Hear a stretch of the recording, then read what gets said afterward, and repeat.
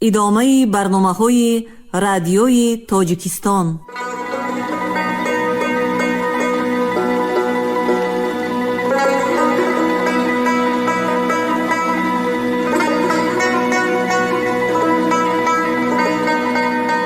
السلام علیکم شنونده های گرامی، با توجه شما گفتاری ادبی از سلسله خوانش بدیعی اثری نویسنده بزرگ تاجیک صدرالدین عینی، یادداشت‌ها در قرائت عبدالرشید خوجامقلوف.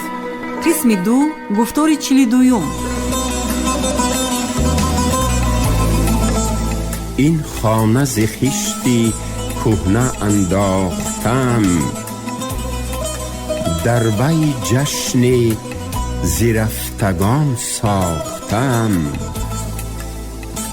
تا اهل زمان ما بدانند که من یک عمر جوانی به چی ره باختم. مؤلف.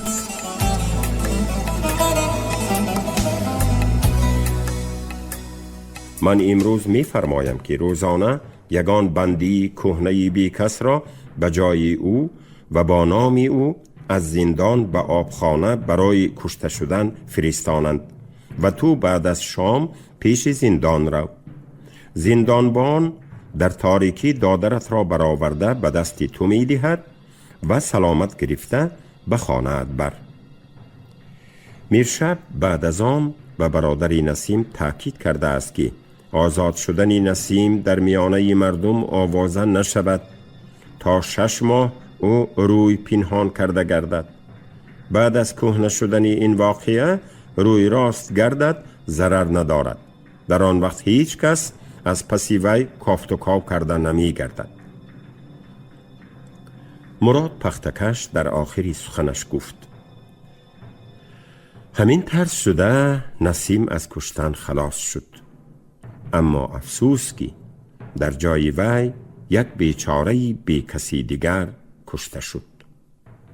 من آرزو داشتم که به جای وی حاجی زاکربای غوزه جلاب کشته شود.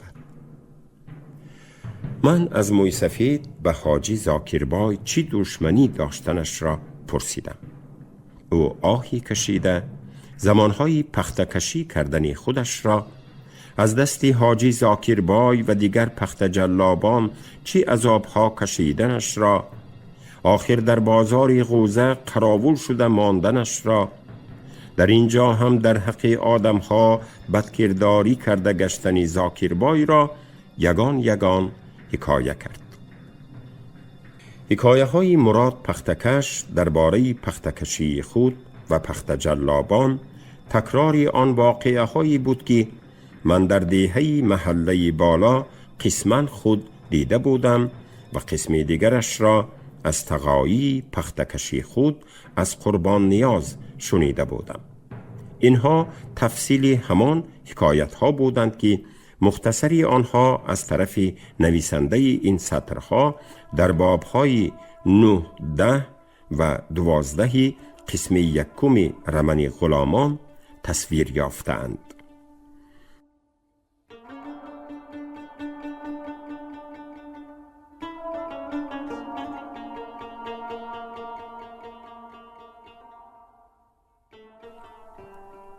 سبب کشته شدن ملا بازار و ملا تراب.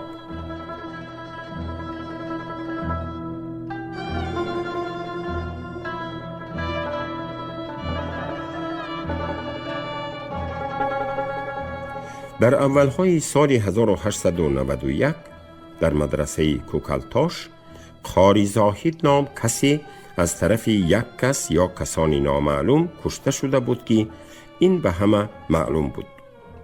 از روی قبر مردم قاری زاهد از جمله حجره جلابان و سودخوران مشهور آن مدرسه بوده، باششگاه دائمی او هم در آنجا بوده است. او در بخارا حولی داشته باشد هم خاندار نشده عمر خود را مجردانه در مدرسه گذرانیدن را بهتر می دانسته است. این چنین مردم او را از بیرحم ترین حجره جلابان و سودخوران می دانستند و می گفتند که او بسیار ملا بچگانی آسودهاری حجردار را با حیله و نیرنگ قرضدار کرده، حجره آنها را به دست خود برآورده، آنها را در بدر کرده مانده است. مردم درباره اخلاق شخصی قاری زاهد هم حکایت‌های نفرت آور نقل می کردند و می گفتند هیچ شبی نیست که در حجره او یگان حادثه بد اخلاقی نشود. مردم سبب کشته شدن قاری زاهد را هم در همین دو خصلت او می دانستند. یا باید او را یگان قرضدار خانه ویران شدهش کشته باشد یا یگان رقیب بد اخلاقش می گفتند. وقتی که قاری زاهد کشته شد، بنابر وارث نداشتنش یا یگان وارثی دور داشته باشد هم به سبب اثبات کردن نتوانستنش خویشی خود را به او همه ملک و اسباب او از طرف قاضی کلان پادشاهی کرده شد. برای یافتن قرضداران او و رویانده گرفتن قرضهای او از آن قرضداران همه دفتر و کاغذ پاره‌هایش از حجره‌اش به قاضی خانه کشانده شده. برای خراجات گور و کفن او از طرف قاضی کلان فقط 20 تنگه داده شد که بقیه خرج را اهالی مدرسه از بین خود به طریق صدقه جمع کرده او را گورانیدند. از بس که او وارثی نزدیک و مدعی نداشت، حکومت برای یافتن کشنده او کوششی نکرد. گویا قاری زاهد برای پول جمع کرده به قاضی کلان دادن به دنیا آمده بود و او این وظیفه خود را به خوبی ادا کرد و رفت. دیگر کسی را به او و برای او چی کار؟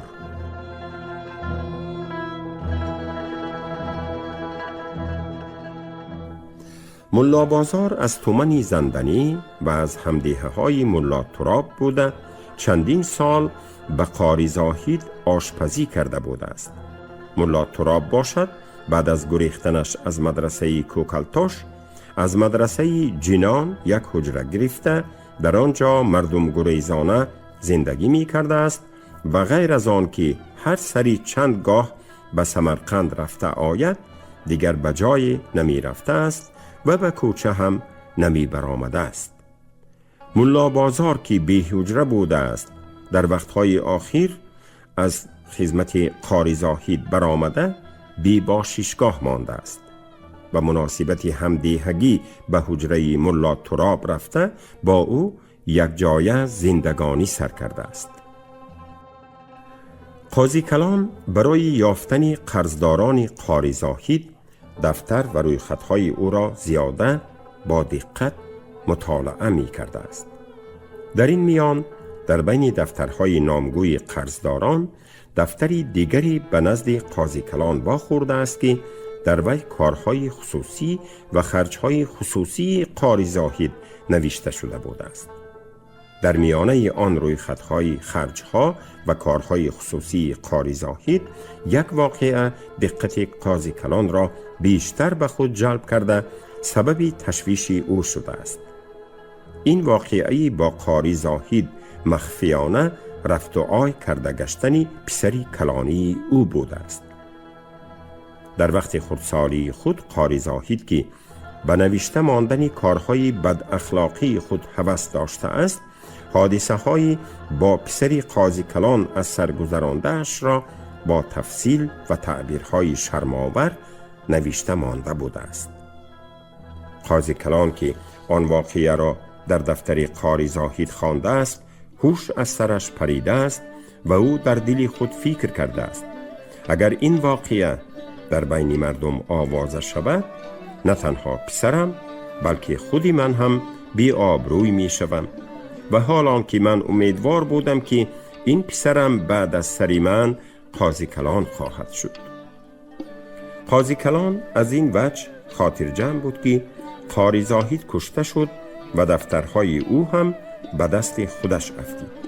اگر این واقعه را در دفتر قاری زاهد ترکچی قاضی خانه که این چیزها را از حجره وی آورده بود خوانده دیده باشد هم برای قاضی کلان آنقدر جای خوف نبود، زیرا بستن دهان آدمان خود که آبروی صاحب دولت خود را می خواهند آسان است، اما کسان دیگر که با قاری زاهد آشنا باشند و از این سیر خبر داشته باشند و یگان وقت آن سیر را در بین مردم آوازه کنند، در آن صورت حال او و حال پسری او چی می شود؟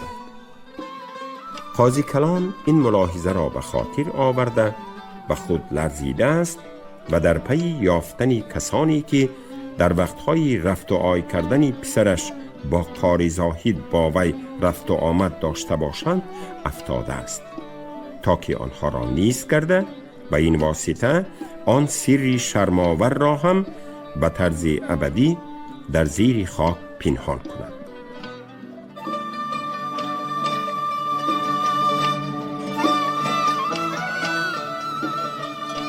بعد از تفتیش مخفیانه به قاضی کلان معلوم شده است که در سالهای رفت و آی داشتنی پسرش با قاری زاهد، ملا بازار نام یک ملا بچه زندنیگی در وی آشپز بوده، با او سیردان و خواب و خیزش هم در حجره او بوده است. بعد از پرسکاوی در کجا بودنی ملا بازار، در مدرسه خیابان با ملا تراب نام همدیهه خود استخامت کردنی او معلوم شده است. قاضی کلان با گرفتن این معلومات فکر کرده است که اگر ملا بازار این سیرها را به هم حجره خود گفته باشد، با نیست کردن او مقصد به دست نمی درآید. دوربینی و دوراندیشی همین را طلب می کند که هر دوی آنها یک جایه و یک باره نیست کرده شوند، تا که این پی ابدالآباد گم شود.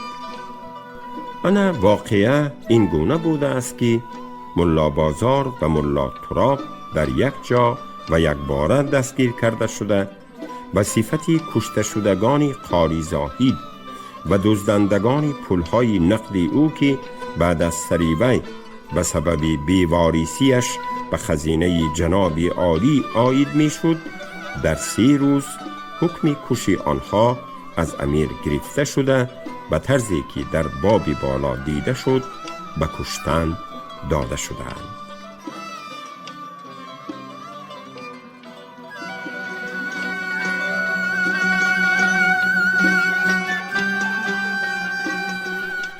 در روزهای آخرینی که در مدرسه میری عرب بودم، تحصیل سال 1891 1892 سر شد.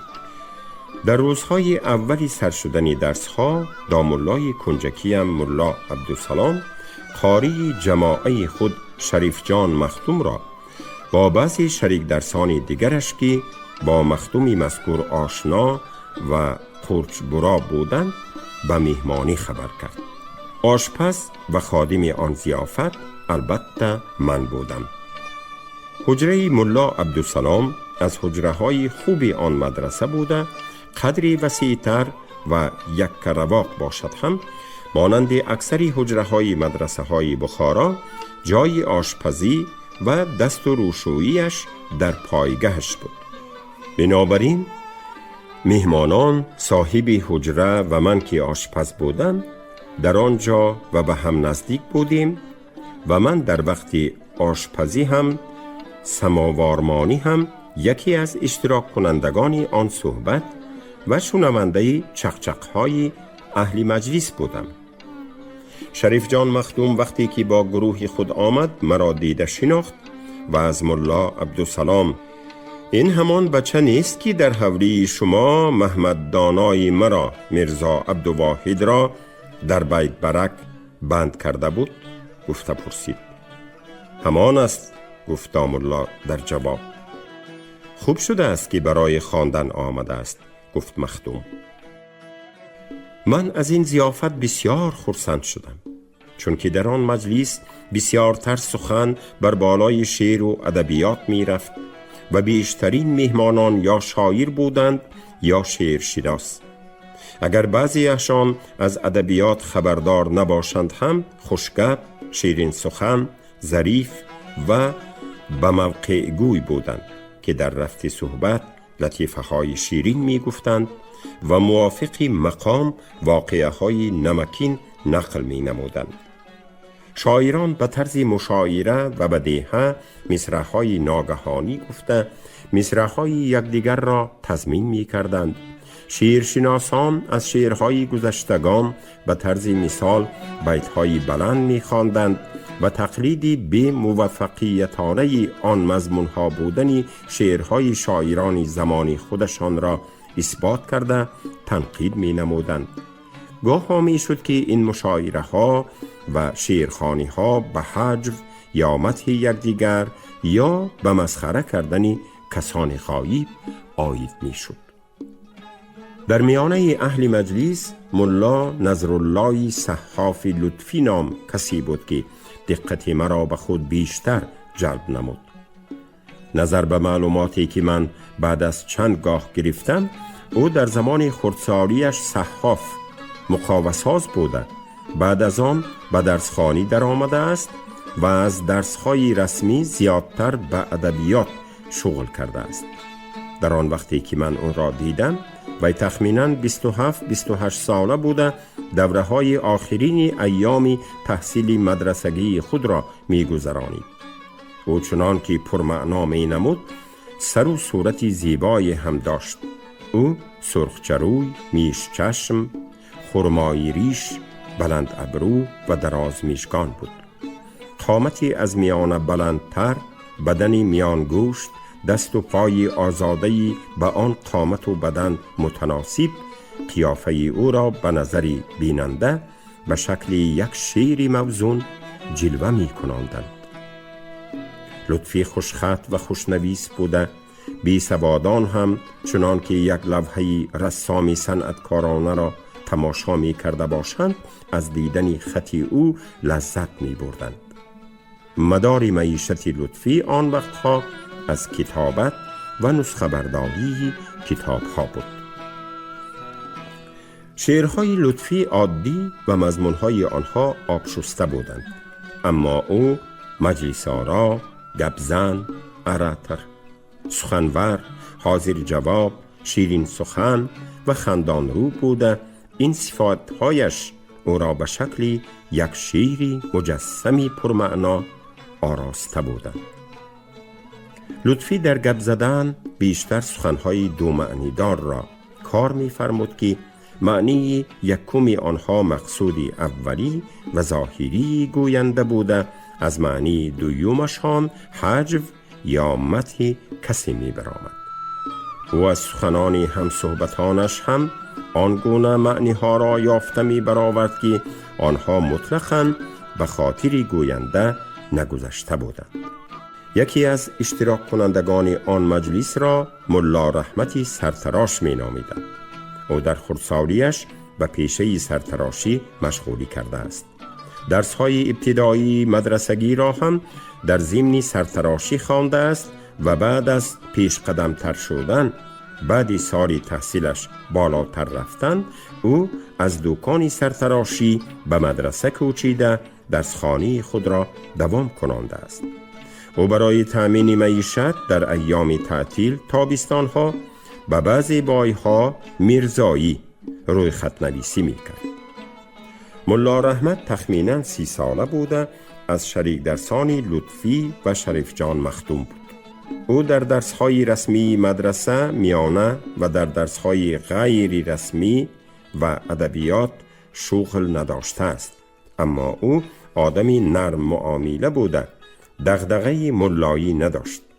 او شیخ و ایشانها را بسیار بد میدید و آشی پلاو میری من است میگفت و در گرداگردی طبق پلاو دوره نشسته خوردن آن را به حلقه شیخان خانقاهی مقابل میگذاشت. ملا رحمت به هر جا که در ایام تابستان برای خدمت یا سیاحت رود، واقعه های عجیب و غریب یافته یا از سری خود گذرانیده آمده، آن واقعه ها را به دوستان و شریک درسان خود نقل کرده آنها را میخنداند. شریف جان مخدوم بعضی واقعه های او نقل کرده را به دروغی حمل کرده به او شریک شما از سرتراشی به واقعه تراشی گذشته اید می گفت. در آن مجلس ملا عاقل نام کسی بود که ملا نظرالله لطفی او را در میان مرده ها شهید می نامید. لطفی عامه شریک درسانش را از این جمله دامالله کنجکی من و هم آشانی او را مرده ها می شمرد. ملا عاقل کورسواد بوده، از چیزهای علمی و ادبی چیزی را نمی فهمید و حتی از سخنهای عادی شیرین هم هیچ لذت نمی برد. یگانه فضیلت او این بود که او آدمی ساده، ملایم گپ، خندان روی و گپ بردار بود و اگر شریکانش او را در رویش حقارت کنند هم خندیده می ایستاد و مطلقاً قهرش نمی آمد. گپ برداری و آتشین نشوی او را شریکانش به کندفهمی او حمل می کردند. از بس که معنی گپ‌های سخت و حقارت آمیز را نمی فهمد، نمی رنجد و می بردارد می گفتند. به فهم من او اسبابی بازی اهل مجلس بود که به او هر گونه گپ‌ها زده دلشان را خوش می کردند. یکی از اشتراک کنندگان آن مجلس ملا برهان نام کولابی بود. سنی او تخمیناً 30 ساله بوده، قامتی بلند، بدنی قفس، روی گندمگونی سفید چتابی کلانی پره داشت. ریشی او سیاه و کلان بوده، تمام رویش را فرو گرفتگی بود. چشمانش شعله‌ور بوده، نگاهش در وقتهای عادی هم آتشینانه می نمود. او خوشگپ و حکایه باف بوده، درشت معاملگی کوهستانگی را با شیرین سخنی بخاراگی در خود خون کرده بود. شعرهای ملا برهان عادی بوده، پیشتر مشتاقی تخلص می کرده است، اما وقتی که نظرالله لطفی تخلص او را با تحریف خوانده و با معنی حجوی او را موشی تاقی، موشی کوهی گفته است، او آن تخلص را پرتافته کلمه بسمیل را به خود تخلص قرار داده است. او من بسمیلی کشته شدهی زخمی زبانی لطفیم می گفت. او 2 سال درسخوانی را ترک کرده به کوهستان رفته بوده است که باز همین سال آمده به شریک درسانی پیشترش همراه شده خواندن خود را دوام داده است. چنان که در بالا قید کرده شده بود، در مدرسه های بخارا از درسمانی چند سالی هم که باشد سبب پسمانی از همدرسان نمی شد. ملا برهان سبب 2 سال در کوهستان ماندن خود را در ضمن سرگذشت های رمن مانند خود حکایه کرد. من در اینجا آن واقعه ها را از طرف خود سرلوحه گذاشته از زبان او اما با تحریر خود نقل می کنم.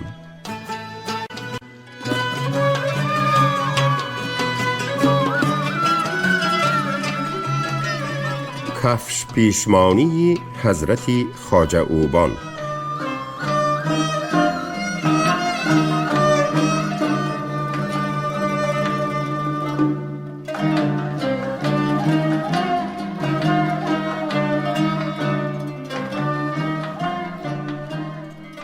ملا برهان گفت: من باری در ایام تابستان خواستم که بجای رفته چیله نشسته از آدمان علاقه خود را کنده درس‌های گذشته خود را دوباره از نظر گذرانم و درس‌های آینده ام را تیار نمایم. برای من جای لازم بود که در آنجا آش و نانی مفت هم باشد.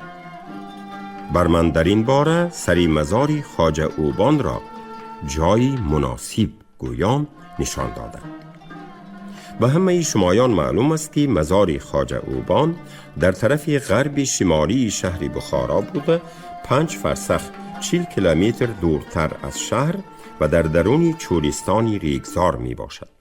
نیمه این راه را در آبادانی رفته، نیمه دیگرش را در بیابانی ریگزاری بی آب و علف طی کردن لازم است.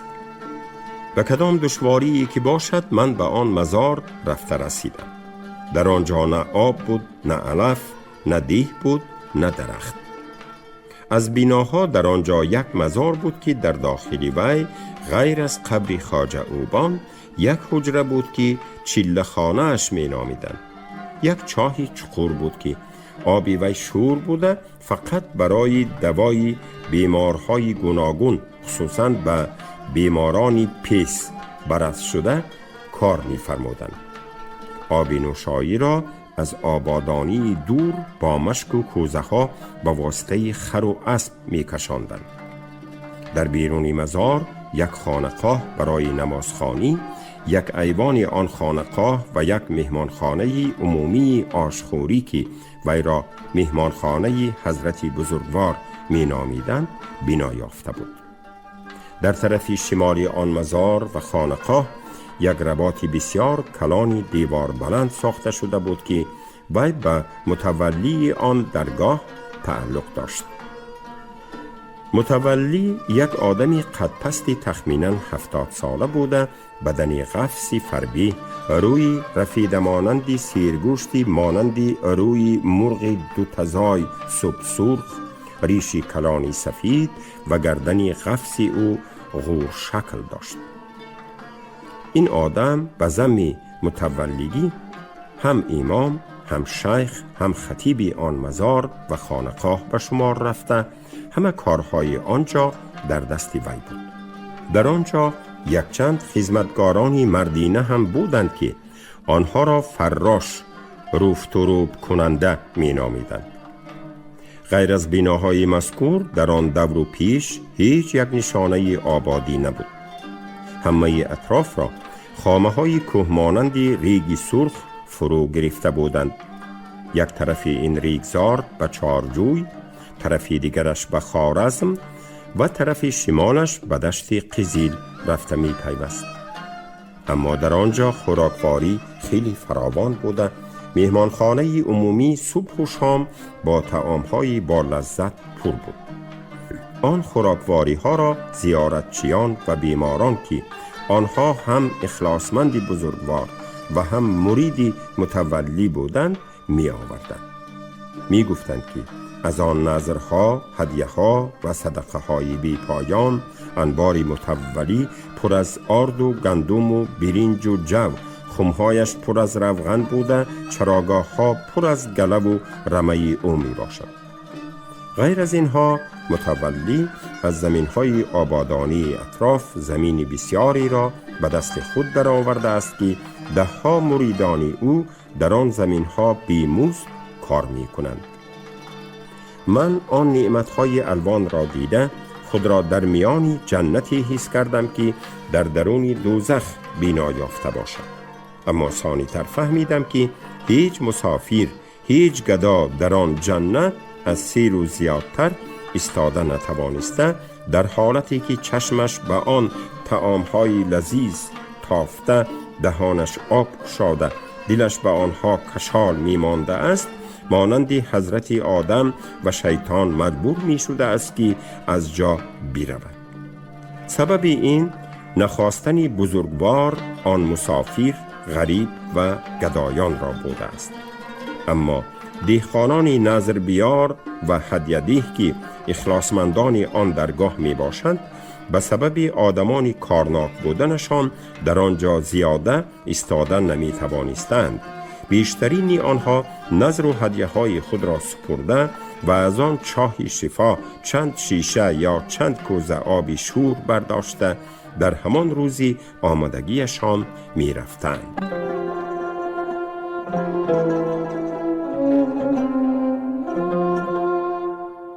شما گفتار 42 را از روی اثری نویسنده بزرگ تاجیک صدرالدین عینی یادداشت‌ها شنیدید.